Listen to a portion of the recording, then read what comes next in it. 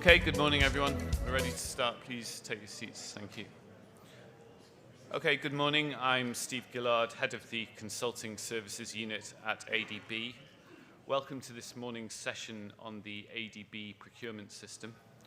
I'm joined today by my colleagues from the Procurement, Portfolio and Financial Management Department. There's Kevin Moore, who after my section will talk about the procurement of goods and works. This will be followed by Rehan Kauser, Sevil Maharamova and Marissa Barsanas, who will introduce you to the procurement dashboard. But first, I'm going to give you a brief introduction to consulting opportunities funded by ADB. I'll cover where the opportunities arise, who can be consultants, how consultants are recruited, and finally, I'll say a few words about non-consulting services. So I'm going to start by asking, why pursue ADB-financed consulting contracts? ADB covers a huge geographical area, ranging from countries with enormous economies to small island developing states. We deal increasingly with prosperous middle-income countries, while also working with fragile and conflict-affected states. We operate in a wide range of sectors and have recently moved from a regional to a sectoral operating model to better serve our clients.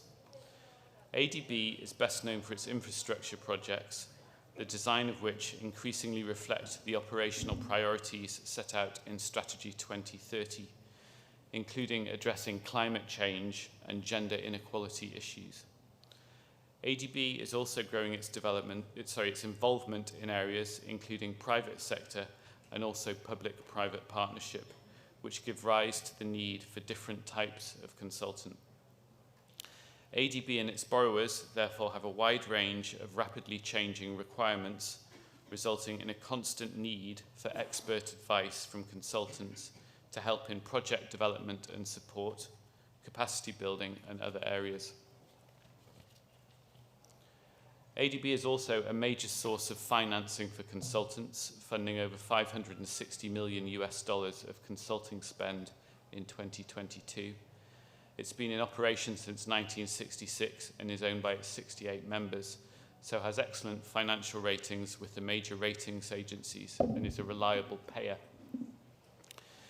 ADB procures consultants using internationally accepted standards and has rules and procedures which are regularly benchmarked against other international institutions, with a focus always on fairness and transparency. We have a robust complaints procedure should you consider that applicable rules have not been followed. ADB also has an Office of Anti-Corruption and Integrity dedicated to building safeguards into processes and investigating potential breaches where necessary.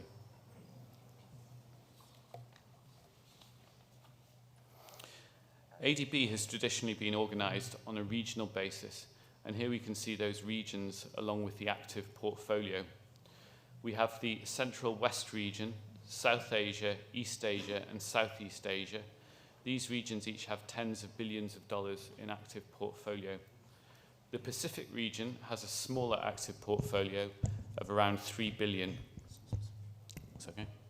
There is also a regional category for projects which involve more than one country. Along the bottom is the total consulting spend. It's interesting to note the spend in the Pacific and on regional consulting is proportionally much higher than the active portfolio would suggest. This is driven by the technical assistance needs of the small island developing states in the Pacific and by the high volume of sectoral studies, surveys, workshops, seminars, and trainings required in regional initiatives.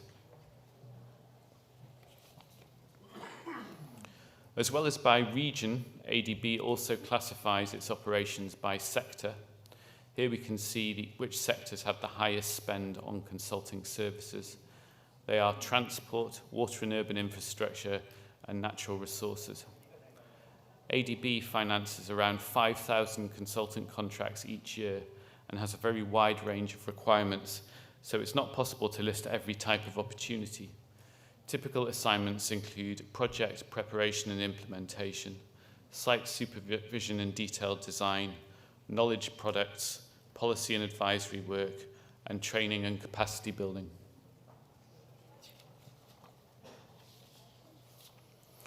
So who is responsible for consultant recruitment? The answer to this is largely determined by the funding source. As you can see from the slide, we have 4 main funding sources for consulting. We have consultants financed through loans. ADB also finances consultants under grants, which are where ADB makes finance available to governments with no expense.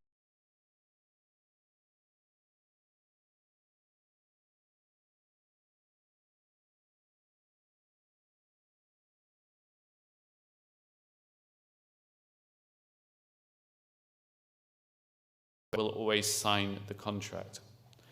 ADB's role in grant and loan-funded consulting is typically restricted to conducting reviews at certain key stages of the process. Then we have staff consulting, where ADB uses its own funds to supplement its staff resources. So, for instance, we may complement our IT staff with consultants. We also have our Technical Assistance Programme, often abbreviated to TA, and in TA, ADB administers the proceeds of various funds. We use this money to pay for expert advice, generally in support of a project. There are 2 main types of TA. There is transactional TA, which is used in the design and preparation of projects, with workshops, surveys, and reports conducted to address technical and social issues. Then there's also knowledge service TA, which can include capacity building, policy advice, and research. When ADB is administering TA funds or recruiting staff consultants, we use our own rules and recruit through the consultant management system. What does ADB mean by a consultant? Well, essentially, we divide consultants into 2 types. We have firm consultants and individual consultants. Firm consultants can obviously include engineering firms, financial services firms, legal firms, etc. But we also engage a wide variety of other entities which we classify as consulting firms, even if sometimes perhaps they don't look at themselves as primarily being consultants. For instance, civil society organizations, think tanks, universities, and other international organizations such as UN agencies. So that's who we consider to be firm consultants. We also recruit a large number of individual consultants who can be private individuals or named experts that a particular firm may nominate for an individual consulting contract. So often a good way for firms to get ADB experience is to get their employees involved as individual consultants on ADB assignments. Resource person contracts are also commonly used. They're a less formal type of contract which we use for various purposes, including short-term advisory work.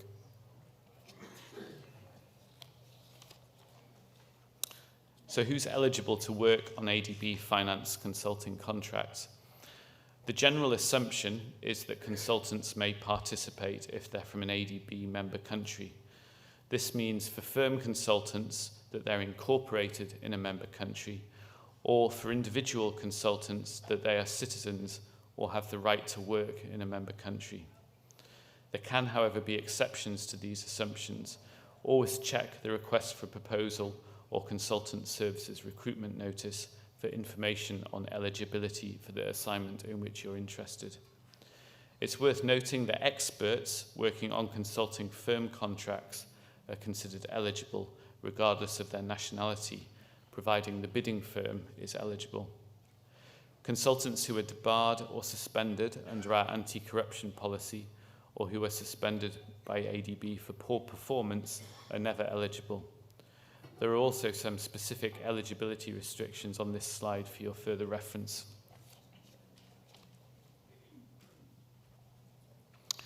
So I've explained the types of consultants and who recruits them. I'm now going to give you some statistics for a sense of the scale and volume of the opportunities. This table shows a breakdown of the cumulative value of individual and firms' consultant contracts divided by funding source. In total, in 2022, ADB financed 4,701 consultant contracts with a combined value of almost $568 million US dollars.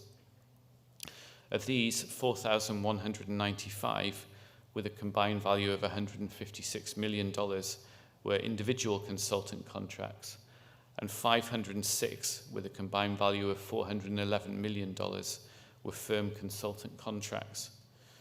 We can see on the left that 67% by value of individual consultants were recruited under ADB's TA program. On the right, we can see that 75% by value of ADB-funded firm consultant contracts were awarded on grant and loan-funded projects. By number of contracts, however, the spread is more even. There are a similar number of consulting firm contracts under TA and staff consultancy combined to that of loans and grants combined. The reason for the difference in value is that loan and grant-funded assignments include very large design and supervision contracts.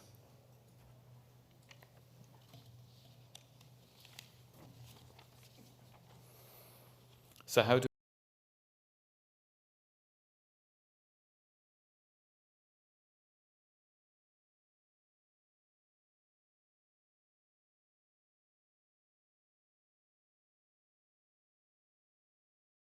are each governed by their own separate staff instructions? We don't have time in this session to go through the selection methods. However, it should be noted that ADB prefers competitive procurement, and many of the methods attempt to achieve value for money by including a cost element in the process. ADB generally uses a two-stage, two-envelope procedure for recruiting consulting firms, meaning that ADB will first issue an advertisement to establish a short list of consultants, from which, secondly, it will request both technical and financial proposals in separate sealed envelopes. These proposals will be evaluated separately in accordance with the rules of the method used. The highest ranked firm is established, and negotiating and contracting follow. When it comes to competitively recruiting individual consultants, the process is fairly straightforward. ADB issues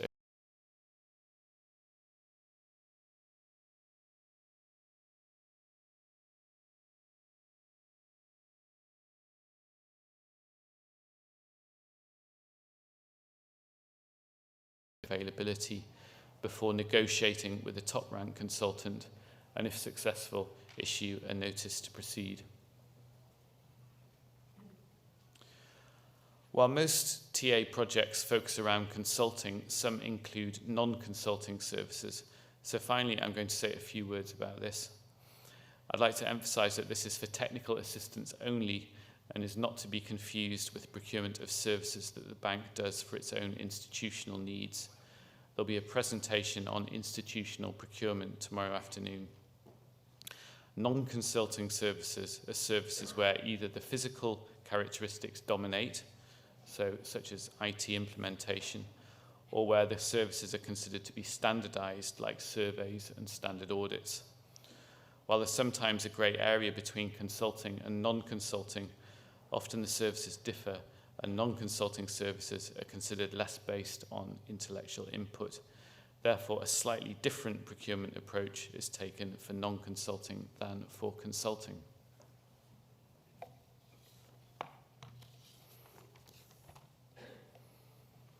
We don't have a dedicated IT system for non-consulting procurement currently, and our rules are comparatively flexible.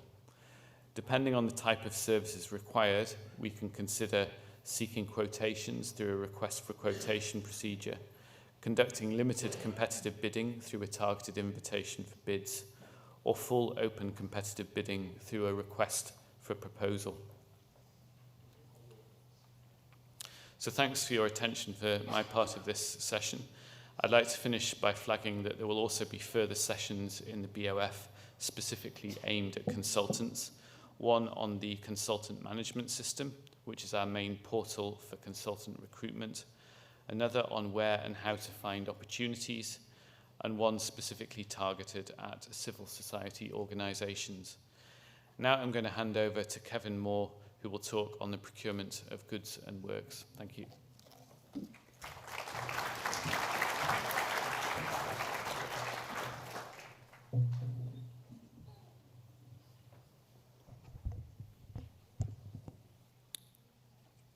Okay. Good morning.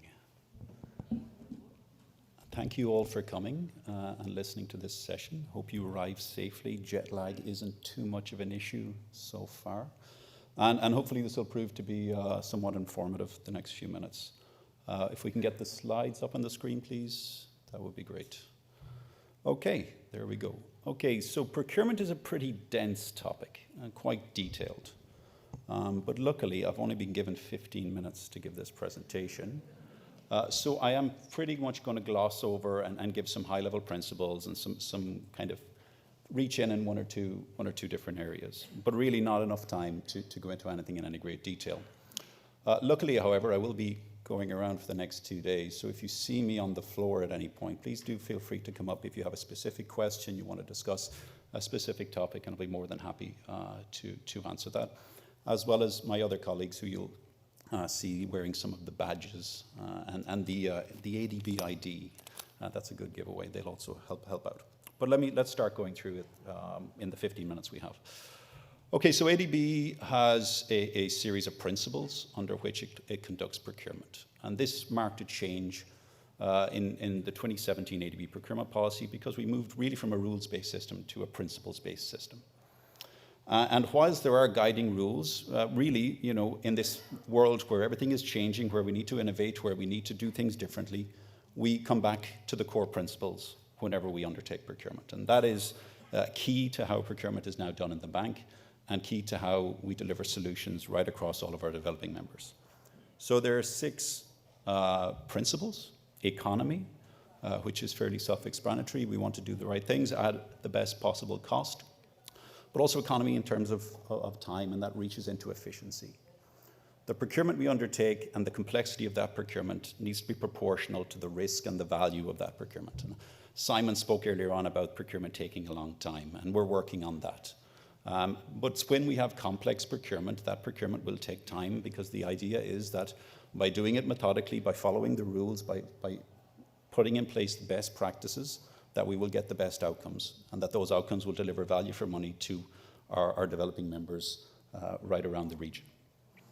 Fairness, ensuring that people have equal opportunities, that the process is equitable, that the contracts are balanced in terms of risk, and that the whole entire process is fair.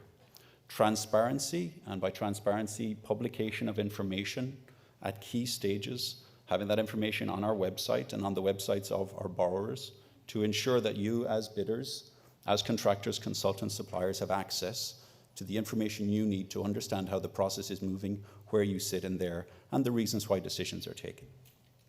Quality, ever-increasing focus. We all want quality outcomes. We always have. What are we doing now? Well, now we're putting in some additional measures in place in terms of trying to increase the focus on quality. There have been sometimes, contractors come and say, ADB is focused on cost, always the lowest price. Well, that's not the case anymore. More and more in conjunction with our borrowers, we are moving to quality-based evaluation systems, and you will increasingly see that across our projects, particularly where it makes sense. Will we? And I'll go into that a small bit later. And finally, value for money, and this really encompasses, I believe, a lot of the principles. What do we want at the end? We want value for money. Our borrowers want value for the money they take in loans and in grants from ADB and from ADB's members. The procurement framework has 2 main documents sitting at the top, the policy and the regulations. These are the rules that we, as procurement specialists within the bank, and the bank itself, but also our borrowers need to follow when they're undertaking procurement. Does it list everything in massive detail? No, because we don't put the handbrakes on that much on things, but it outlines the key principles, it outlines the key rules at key stages. This does not replace national law in our countries. Where there is a conflict, ADB's rules will apply, but otherwise national law still applies to procurement. And it's key to remember that, especially if you're working in countries. Contracts are in accordance with national law. It is only where there is a conflict between ADB's procurement principles and rules and that national law will ADB's rules prevail. We have standard bidding documents, but as Namita said, they're standard. They are open to discussion, as long as that is in the best interest of the project and it doesn't imbalance the risk apportionment between the employer and the contractor, the consultant, whomever. We need to maintain that balance, but absolutely we're open to borrowers who want to introduce new things. And sometimes our borrowers are further ahead than we are in terms of certain areas where they want to innovate, where they want to focus, but the opportunities are there. We have guidance notes that provide some information on the processes and how we do things. And then we have our own staff instructions internally to procurement, internally to the bank, guiding how we work. We utilize international best practice procedures.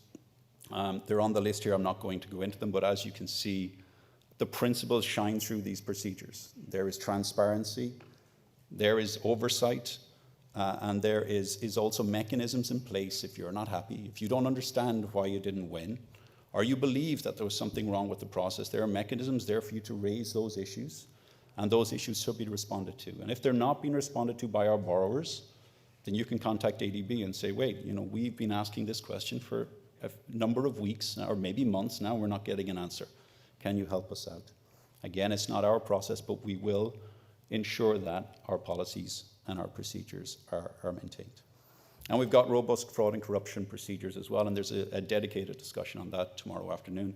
I'd encourage you to go to that. So delivering value for money outcomes, what does that mean? We now require detailed procurement strategies at the commencement of a project. Even where a borrower thinks they know the best way to deliver it in terms of packaging, procurement, there is still a process to go through to ensure that is the best way to deliver the project, that will deliver value for money. And ADB partners with governments to undertake that procurement strategy development.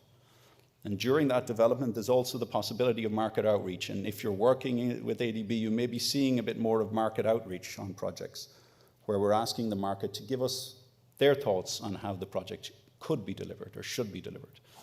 And I think it was Simon earlier on, he was talking about a lack of opportunities to innovate. And we see that sometimes coming back through it, that we need to set up our contracts a bit better. It doesn't happen overnight, but it is something we are aware of. Promoting usage of quality-based evaluation techniques, where the winning bidder is the one who has the combined best technical and financial proposal. There's many, many consultants in the room. You'll know that's the way it's always been done with ADB. Now that's been moved into goods procurement and works procurement. But again, in partnership with our borrowers. Is it going to be mandated everywhere? No. We believe in a flexible approach. We believe that the complexity of the process should match the complexity of what you're trying to procure. In some cases, absolutely still lowest price evaluation techniques will be the best way to deliver certain types of infrastructure, non-complex infrastructure, with strong markets and strong executing and implementing agencies. But there will be many others where there will be combined quality and cost evaluation systems. And again, you'll see that starting to roll out across the bank. And because all of these things we need to discuss with our borrowing members. Some of them haven't ever used them. Maybe for 20 years, the banks have been telling them that lowest price is okay. Now we are educating and we are working with them to discuss what is the best way of delivering an individual project. It won't be done everywhere, but you will see it where it has merit and where it will deliver value. And also incorporating sustainable procurement principles. Again, there's another discussion on that. I don't have time to go into it today, but there will be a specific discussion on climate change and sustainable procurement tomorrow afternoon. I'd encourage you to attend if you can.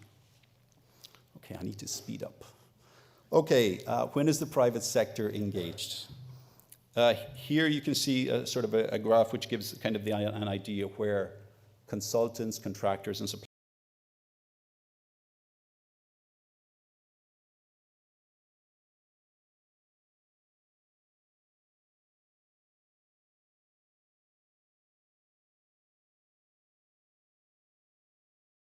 But more often than not, most of the opportunities are during the preparation, if you're focusing on feasibility studies, if you're focusing on working with ADB, or in detailed design, constructions and construction supervision, if your focus is more on working with borrowers. But there are multiple opportunities in the process.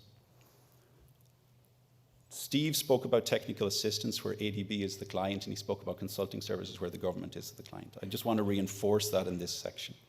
Under loans and grants, they are provided to and managed by governments. We are a financier. We are not the employer. We do not step in as a party to the contract. We are not a party to the contract. We are a financier who has oversight to ensure that the process is conducted correctly and who steps in at certain points just to check that. But these are sovereign contracts of the borrowers of the countries that we work with, and they're for procurement of works, goods, and services. And the government undertakes the procurement and signs the contracts, more importantly. So in the process, very summarily, we have a planning stage where the procurement strategy is developed for the entire project. That's where the procurement plan is developed following that strategy, and that's at the project level. Then for individual packages, we follow best international practice for bidding, for evaluation and contracting and contract management, and increasing our focus also on the contract management side of things, because we understand that it's no good planning for a good project unless you implement it correctly. So adding more focus and more resources on that. I feel like I don't need to deliver this slide because I think between Hero and Simon and one or two others in the last talk, they really discussed most of the advice that I would give. Planning ahead, as Hero said, identify a pipeline of projects of interest. As Simon said, the information is there, you just need to know how to find it, you need to put a bit of time in. Understand the projects before it goes to tender, you will not have time otherwise. Partnerships are key, especially when you're working in country. Also, if you're a new entrant, partnerships are important. So working on that up front, meeting people at this event, understanding who's in the same sector, seeing if you can work together. That's very important. Understanding the project, the background, the local context. I think somebody mentioned in the last one, speak with the ministry. That's okay outside of the procurement process, in advance to understand what are the thoughts about how the project should be implemented. Of course, very different when there's a tender ongoing. Understand the submission requirements and respond clearly to the qualification and evaluation criteria, particularly for works. Look at the qualification criteria. That is black or white, in or out. There is no gray, right? So you look at that first. If you don't feel you can meet those requirements, don't waste your time bidding, because you probably will just be excluded. If you can deliver on the qualification requirements, absolutely submit the bid, but really be cautious about those. And if there are questions, ask. Always ask questions over and over to the executing and implementing agencies. Understand the regulatory systems, customs, maybe requirements, business registration, taxation, all important when you're working with governments. And be aware if they've systems. If they've got an EGP system, don't wait to the last day to submit your bid for the first time. Please be aware of the systems and how they work. Common mistakes. Lack of clarity would probably cover most of the things I put in here. Lack of diligence to the submission of bids and making sure that you follow the rules of the process. The rules of the process as laid out in the bidding documents are there for a reason. They're there to ensure that with transparency and with fairness, the governments and the borrowers can apply the procurement process correctly. If you are not aware of your obligations at that stage, you will not win a contract. If you're not aware of what you need to do and how you need to substantiate your experience or what financial information.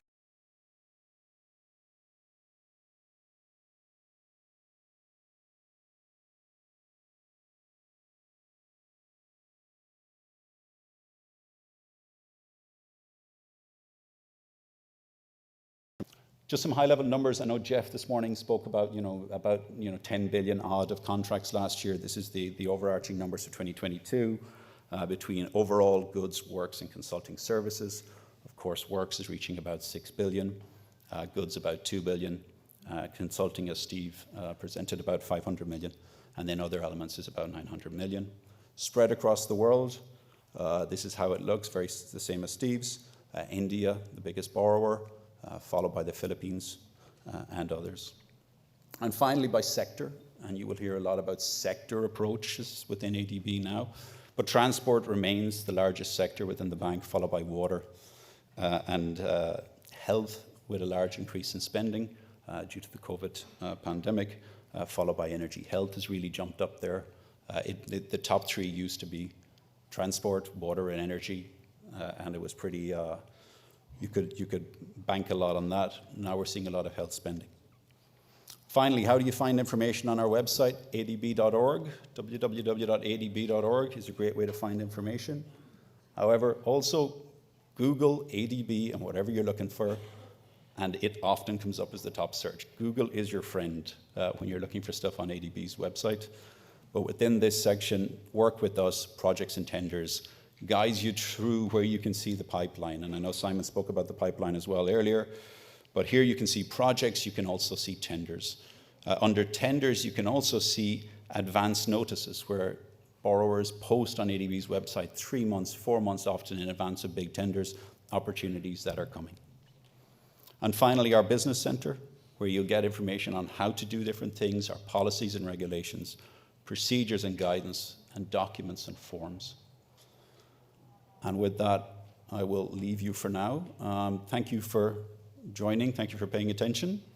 And again, if there's any questions from anyone, please do feel free to approach me on the floor. So I will stop now and hand over to Marissa, I believe, or Seville, and Rehan.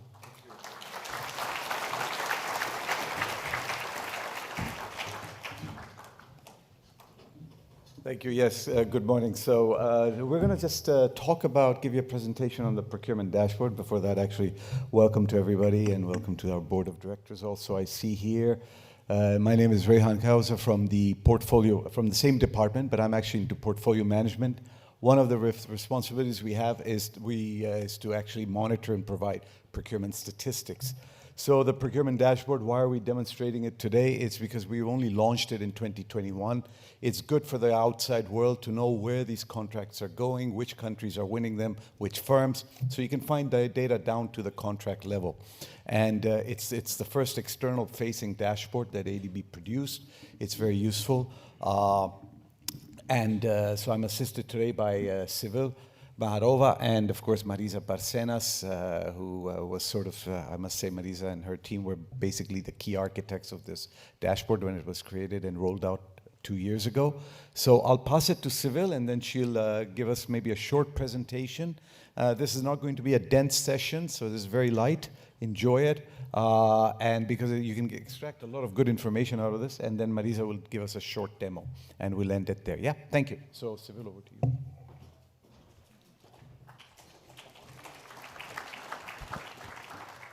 Thank you, Rehan, and good morning, everyone. So this session is about data management, and quite a few of charts and statistics which you've seen this morning, which Stephen and Kevin presented, we're actually taking from this dashboard we're going to talk about during the next few minutes. So what is ADB Procurement Dashboard?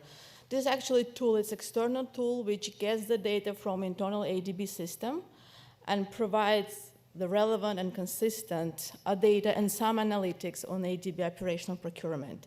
So it facilitates decision-making, of course, internally, but primarily externally. For those of you who wants to see what are the sectors where ADB financing goes, what are the main countries and the regions, if you're interested in the partnership with a particular firms, or you want to see who are the key players on which markets, in terms of ADB financing, that way you can go for information.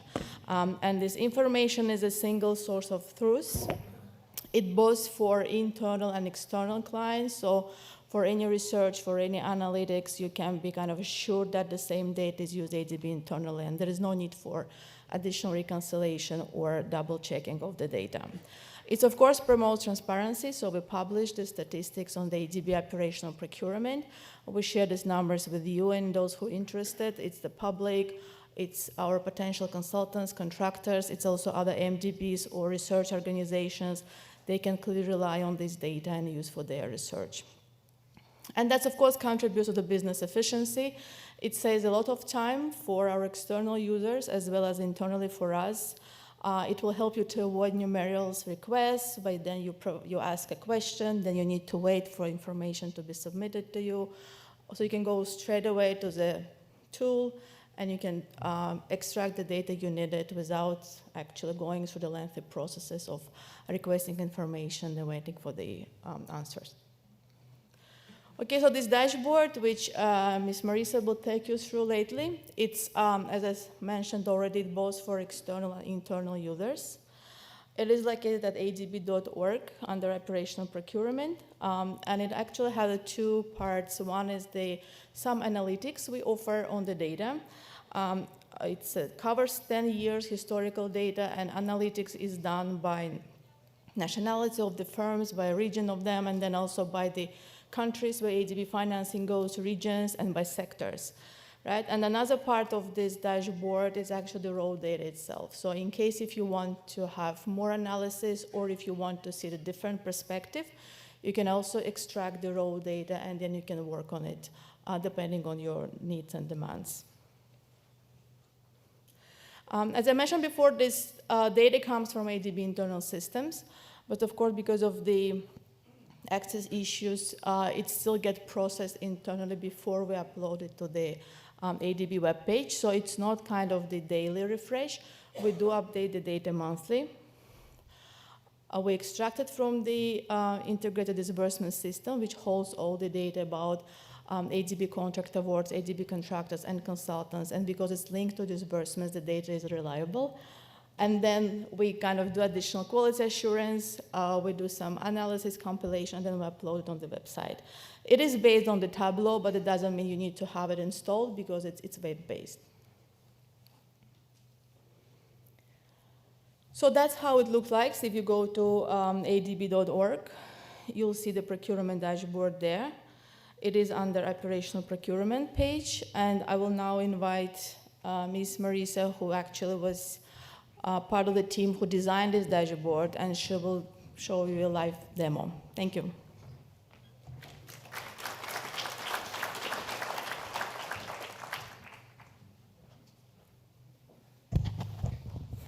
Okay, good morning to everyone. Welcome to the live demonstration of the ADB procurement dashboard. So let me just use ProcDash for short because it is very, operational procurement statistics dashboard. Okay, this is the welcome page of the ProcDash, and it says here that the ProcDash presents the value of all goods, works, and consulting contracts awarded for ADB projects. It means to say that the institutional procurement are excluded from ProcDash. And the values are presented in terms of US dollars, that is financed only by ADB. And this ProcDash is updated on a monthly basis. So right now, you are seeing the as of 31 August 2023 data. So this is the welcome page, but here we have the 4 sections of ProcDash. We have the overview page, the by nationality of contractor, by origin of goods and services, by threshold. Okay, so in the overview page, we have the operational procurement presented by region. Oops. Okay, and also by nature or type of procurement, by sector or by the primary sector of the project, and then by borrowing country. At the right pane, you have different options to slice and dice the procurement data. So we have the contract year, we have the modality, the nature of procurement, region, sector, and borrowing country. Okay. In the contract year, as mentioned by Civil, we have provided for you the opportunity to download the summary statistics in the last 10 years on an annual basis. So we have data for 2013 up to 2022, and the partial statistics for 2023.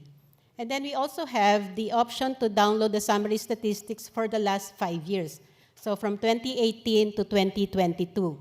And then we also have the data for 2020 up to 22 or for the last 3 years.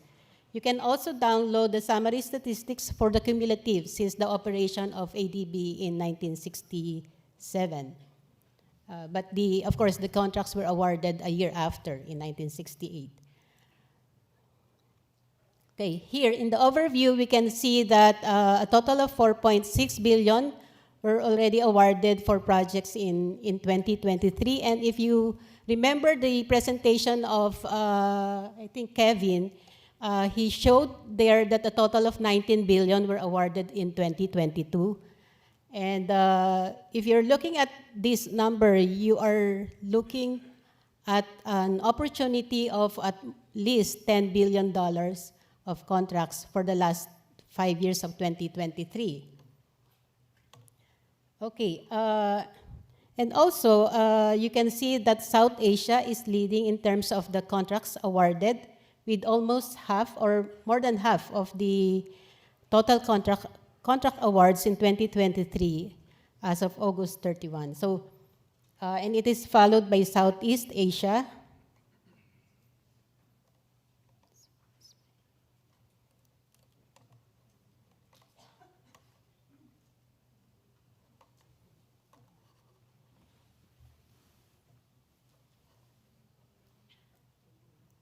Okay. And then by type of procurement, you can see that three-fourths of our procurement are for works contracts. And it is for transport projects, mainly, and then and these are for projects in India, Bangladesh, Philippines, and People's Republic of China. Okay, is this the same trend as in the last 5 years? Let's look at the data for the last 5 years.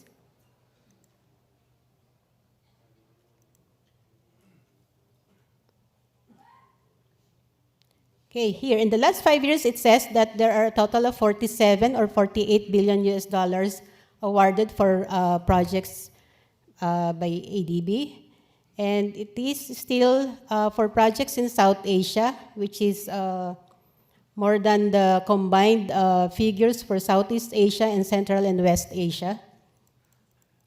And then, of course, primarily for works contracts and in the transport and energy project. Now, this is what Kevin was saying, that we used to be having, of course, transport and then followed by energy. So that was the trend in the last 5 years. And it remains to be India, who is the leading provider or contractor,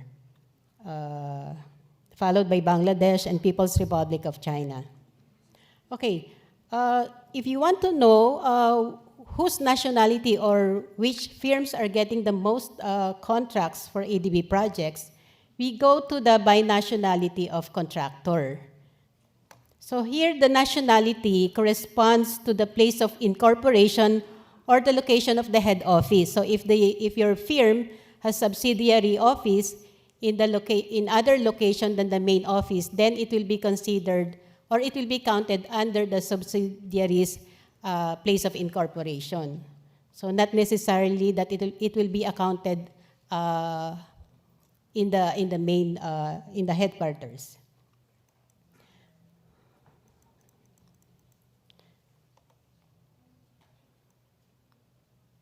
For consulting services, the home office of the consulting firm would be the country of procurement of the services or the nationality of the firm.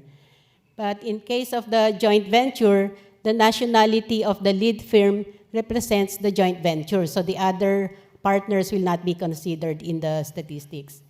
Then in the case of individual, the nationality as indicated in the passport or as registered in the consultant management system of ADB will be considered as the nationality of the consultant.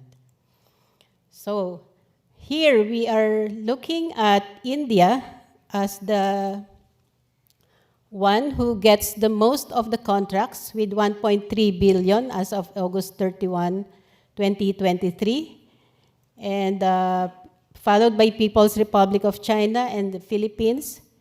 And from here, you can also say that most of these firms are domestic firms, or it is also possible that they are incorporated in India but actually are foreign firms.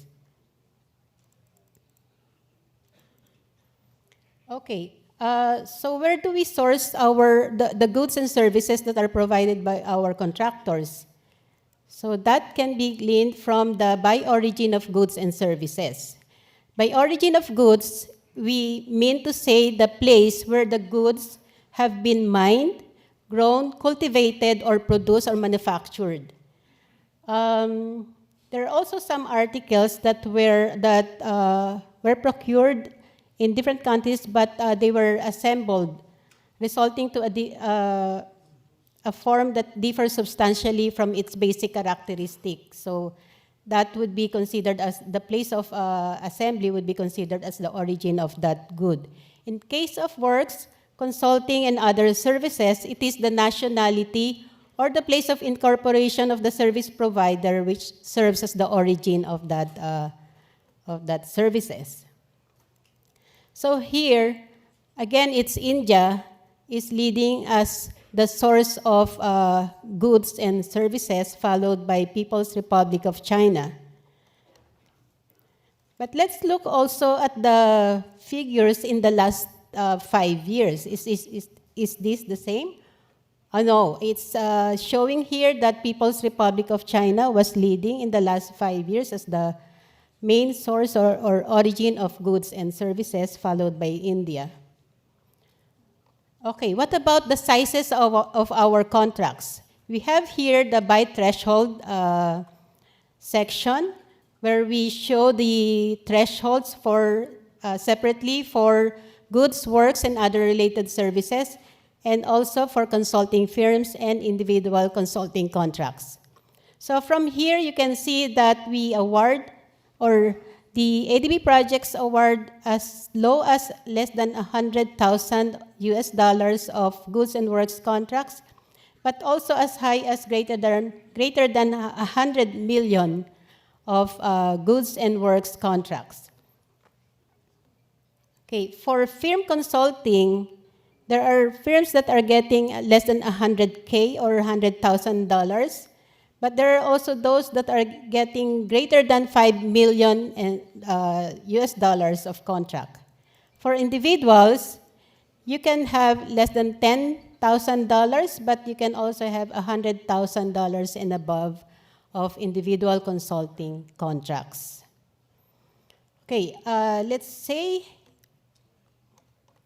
you want to download the data. Say you want to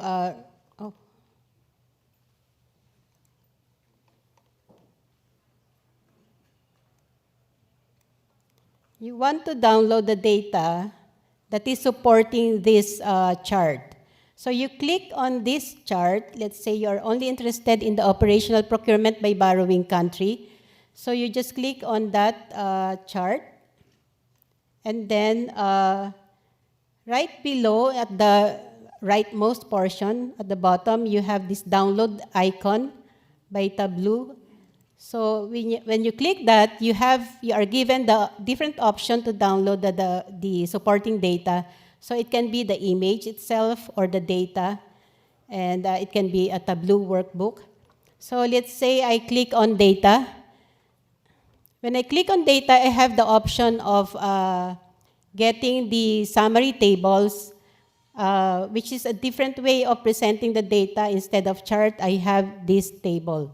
But it is still saying the same thing, the borrowing country and then the equivalent ADB-financed amount awarded by this country.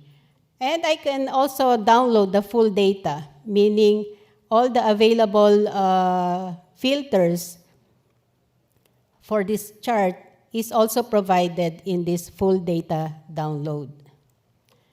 Then another option, let's say you want to work on the contract level data.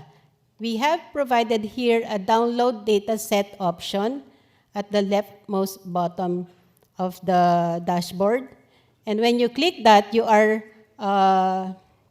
taken into the data library, the data sets tab of the data library. And here we have provided you the option to download the procurement by nationality in the last 10 years, and this is at the contract level. We also have the procurement by origin of goods and services in the last 10 years at the contract level also. And then if you have more questions or if you want to know how to download in details, we have provided the ADB Proc- FAQ. So that will give you the very detailed instructions on how to download or navigate the Proc-. Okay, that's all, and I hope you get to visit our procurement dashboard. Thank you, and good morning.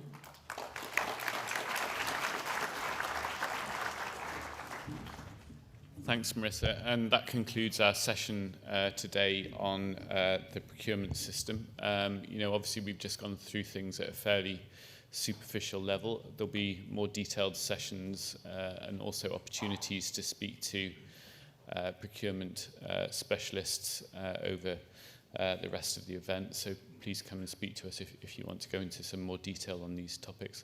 With that, I'm going to hand over to Gigi, who will be hosting the next session. Thank you.